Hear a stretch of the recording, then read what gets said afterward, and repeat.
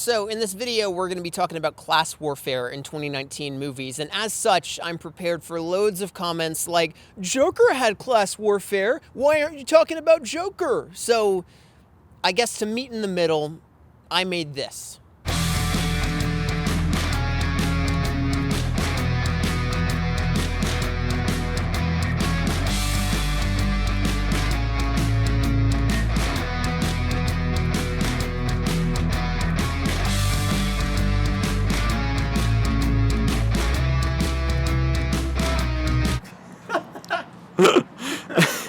Man, I feel like we're finally to the part of the year where movies are good. Like, I've been seeing multiple movies in theaters every week, and I feel like at least one a week is a contender for best of the decade. It's insane. One of the things that I'm always interested in when I'm looking at my favorite movies of a given year and looking at the movies that are the most popular in a given year is what are the shared themes in these movies? What are like the common factors and especially common messages that are connecting the most with people in a given year of film? And this year, that message has been pretty clear. So many movies have been about classism and have been about class warfare and have been about rich people versus poor people. And so it showed up in, as mentioned, Joker, Parasite, Us, Knives Out, Motherless Brooklyn, The Laundromat, Fire Festival, that documentary. What else? It was in Ready or Not. I mean, that's a huge one. It's been crazy. So it's one thing to notice like a pattern that shows up in these movies, and plenty of people have noticed this pattern. You can Google it right now. Class warfare in 2019 movies, and there have been a variety of think pieces written about it already.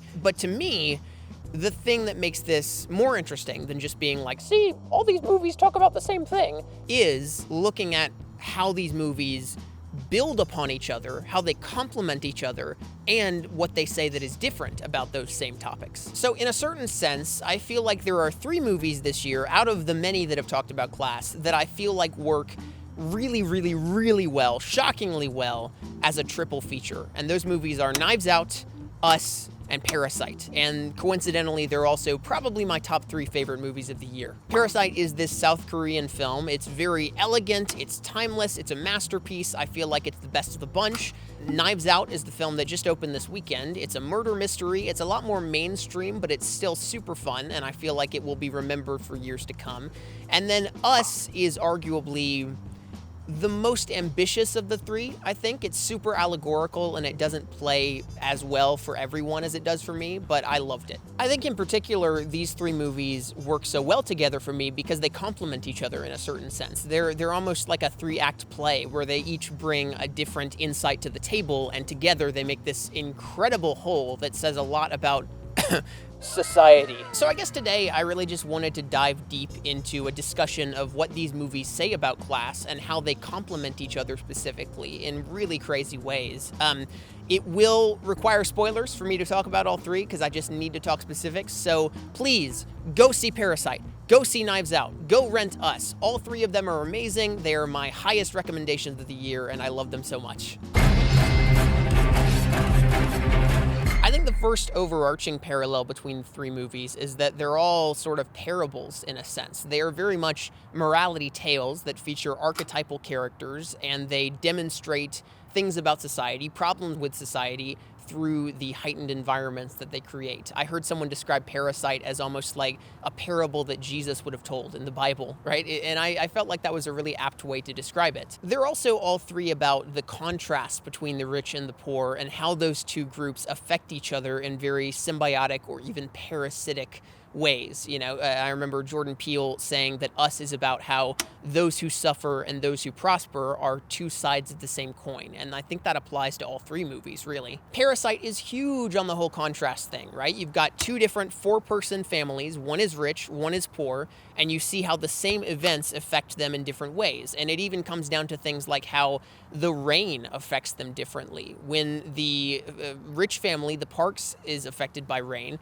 they treat it as a blessing. Oh, it cleared up the pollution for the day. But when the Parks are affected by that same rain, their entire home is flooded and they are drenched in sewage water and sleeping in a gym. Parasite is also super skilled in terms of the imagery that it connects, right? Even down to shots like there's a shot where Kitek, the father, is wrapping up Gunsai, the guy who lives downstairs, in wire and tying him to a pole, and then we cut straight to Mrs. Park wrapping her fork around noodles that she's eating upstairs, right? And it's just such a perfect parallel. So Parasite is huge on the contrast from the living conditions that are obviously so sparse to the ways that people make their money, to the ways that the families interact with each other. It's huge on that. And then Us, similarly, has a very allegorical twist that is also about that. In Us, you literally have the haves and the have-nots occupying the same space, with the haves living above ground and the have-nots doing the same things below ground, but in a more crude, rudimentary, and terrible way. Knives Out is probably the least similar in this respect. It's not as huge on the parallels, but it still highlights the contrast between the rich and the poor in a very significant way, even down to the ways that the criminal justice system would affect people differently, whether you're this rich family or this Latina immigrant who would be affected by it in a totally different way than they would. So all this stuff should be pretty obvious so far. These movies talk about the contrast between the rich and the poor, and they show the contrast in living conditions between the three. But after that is where we get into some far more interesting parallels. I think it's super interesting, for one thing, that all three movies have a family unit as the focal point of the story, right? So Parasite has two families that are competing with each other, essentially. Us has basically the same scenario where you have a family and then you have their doppelgangers, and then Knives Out is about an insane rich family fighting over who did a murder. I think certainly you could apply that in multiple different ways, many of which would just be speculation about what these movies are saying by having families as their protagonists. But you know, you could say, well, America is like a family. We're like a dysfunctional family, essentially, and this is all a metaphor for America. Or you could say that generational wealth is such that a family dynamic is interesting because it means that people are inheriting wealth from their parents. I think really more than anything, though, these movies are about the family of the rich people, the family of the privileged. They're about how really the family of Republicans and the family of Democrats is not the enemy. It's the family of the privileged that sticks together. These movies are not really expressly political. I mean, they certainly make you evaluate your political beliefs, but at the same time, the villains of the films, the rich people in the films, are not really defined by the parties that they belong to. They're more defined by wealth. And so it really shows how wealth and privilege know no political party. That's what makes these people family. I think Knives Out in particular is also pretty keenly aware of the fact that your political beliefs don't really mean anything or matter in the slightest if you don't have any reason to live them out in a foreseeable way. Right? So, like, the family in the film is equal parts liberal and conservative, and they argue about it in a scene. But when it comes down to it, they're all rich, and they all suck. And even the girl, played by Catherine Langford, who wants to be doing good, can't really do it because she's so bound up in her privilege. I used the word villains a minute ago, and it's funny because, like, while there are bad people in all three of these movies, I wouldn't really say that any of them are about the villains. They're less about the individual problems and more about the problems with the system itself that manifests these people. So Parasite is directed by a South Korean man, Us is directed by an African American man, and Knives Out is directed by a white man. And I do find it ironic to an extent that Knives Out is the only one of these three that ends with really a happy ending. And that's not at all a knock against Rian Johnson. I think he ended the film perfectly, but at the same time, I do find it ironic that of the three films, the two that were directed by people of color end with the system to blame, and there's no way to beat it when you play within its rules. All three movies definitely end with an act of violence, and they frame that violence as inevitable. It's sort of a natural flow of the shifting power dynamics that have occurred throughout the film. So Parasite ends with the massacre at the garden party, and Us ends with a horrible fight between Adelaide and her doppelganger Red, and Knives Out ends with Chris Evans attempting to kill Ana de Armas, even though it doesn't really work. One of the reasons that I didn't include Joker on this list, and one of the reasons that I'm not a huge fan of Joker, is that I feel like the violence, the severe violence that occurs in the third act of that movie is really portrayed as a satisfying payoff. You know, the Murray Franklin scene alone, where he shoots the late night host on TV, is like, it has people saying, oh, remember that scene? It was so awesome. That guy really had what was coming to him, you know? And I'm like, Whoa. Like, and sure, there's enough, like, in-context clues within the movie that you could make an argument that it's not saying, like, the violence was good, because the Joker is a bad guy and whatever. But at the same time, all of Joker's satisfying emotional beats come from the acts of violence, and I was not cool with that.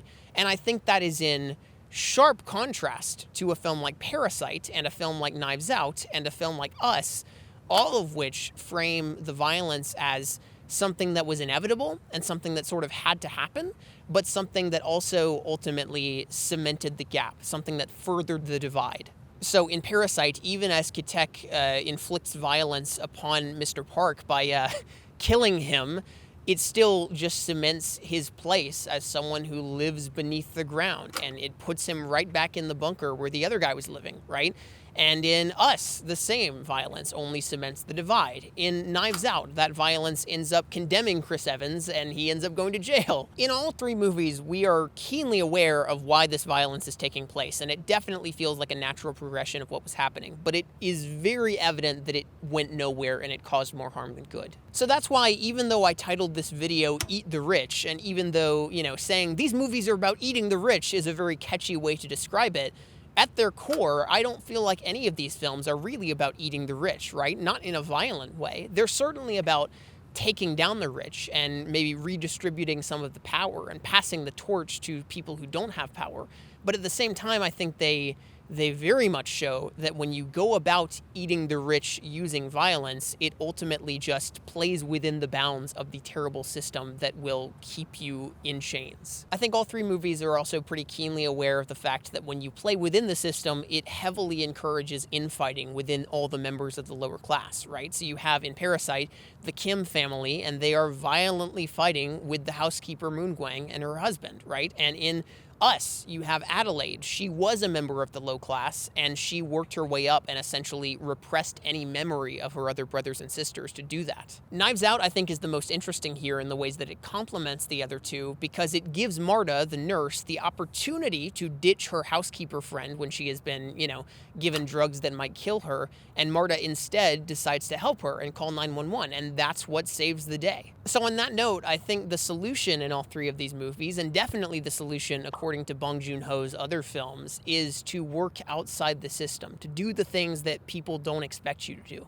I saw Knives Out twice a few days ago, and the second time I saw it, I was really aware of the fact that in one of the first scenes that we see Marta, she's playing the game with Christopher Plummer's Harlan Thrombey, and she says about the game, "I'm not playing to beat you, I'm playing to make a pretty picture." And I think that totally describes everything that the character does throughout the rest of the film. In Marta's shoes, any other member of the Thrombey family would have been absolutely savage and tried to take everyone down that they could. But Marta is decent and kind, and she doesn't want to hurt them if she doesn't have to, but she also is fighting for herself. She doesn't abandon the people who are also part of the lower class, and she doesn't try to fight with them either. She helps them, and that ultimately helps her. So if Marta in Knives Out sort of wins the day by playing outside the system and doing the things that you would not be expected to do within capitalism, right? I think the characters in Us and the characters in Parasite ultimately lose because they stay within the system. There's a certain lens or interpretation through which you could say that the doppelgangers in Us have won and they have, redistributed the power, but at the same time, if all they've done is killed their above ground counterparts and now they're holding hands across America, I think really what they're doing is partaking in the same empty, meaningless gestures that the above ground people did, and they've just flipped the table, and you're back to a power system that was already there. And we talked about it earlier, the violence that Kitek inflicts on Mr. Park ultimately just plays into the system already and lands him back right where he began. So of the three, Knives Out is the one that has a happy ending because Marta ultimately plays outside the system. But I would be lying if I said that that's the only thing that allows her to win, right? Because within that scenario, she's already been given millions of dollars by a white man who decided that he was going to relinquish his power. The Wilsons in Us don't relinquish their power or privilege. The Parks in Parasite don't relinquish their power or privilege. But Harlan Thrombey in Knives Out actively says, you know what? I think the best thing for this family is going to be to have less power. And so I'm giving my power to this Latina immigrant who has been my hardworking nurse for years. All right, so it's getting dark and we need to freaking wrap this up. So in all three movies, a shifting power dynamic causes violence and turmoil and chaos, but in Knives Out, that happens because an old white man willfully gives up his power. This can easily and obviously feel analogous to the turmoil and chaos that occurs even in America now when the power dynamics change so drastically. Of course, in many ways, Knives Out's ending is the most satisfying and happy because it's also the most fantastical. This rarely happens in the real world. Still, and I think this is where I'm gonna try to land the plane, when people voluntarily give up their power and pass the torch and redistribute things, I think it's worth it, and these movies prove that. It causes turmoil and chaos a lot, but it ultimately makes people's lives better. I certainly can't speak to everybody watching this video, but I think if you are watching this on YouTube, on the internet, there's a good chance that you're part of the 1% in the grand scheme of the world. What I really hope is that all three of these movies don't so much inspire gawking at poverty and being like, oh, look, what entertainment this is, but instead they inspire action and compassion. This is getting really sappy and really preachy and really, me conveying a message to you, so I'm just gonna wrap it up. I love all three of these movies. I think in tandem, they work in a very interesting way to talk about how you must play outside the system to beat the system. And if you haven't seen all these movies, check them out. I don't know why you watched this whole video though.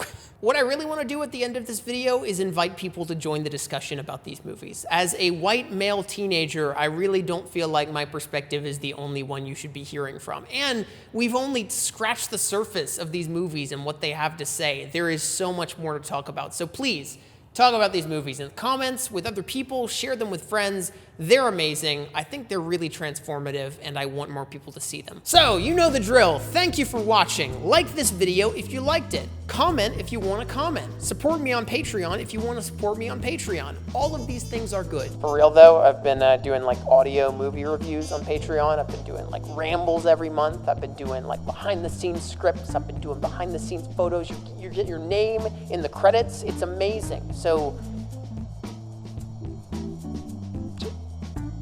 go check it out. It's pretty good. All right, thank you so much for sticking through this video. I've really enjoyed talking about these movies. This was all just sort of off the cuff. I hope it was good. Sorry, I need to quit with the self-consciousness. This was a great video. I'm proud of it. All right, bye guys.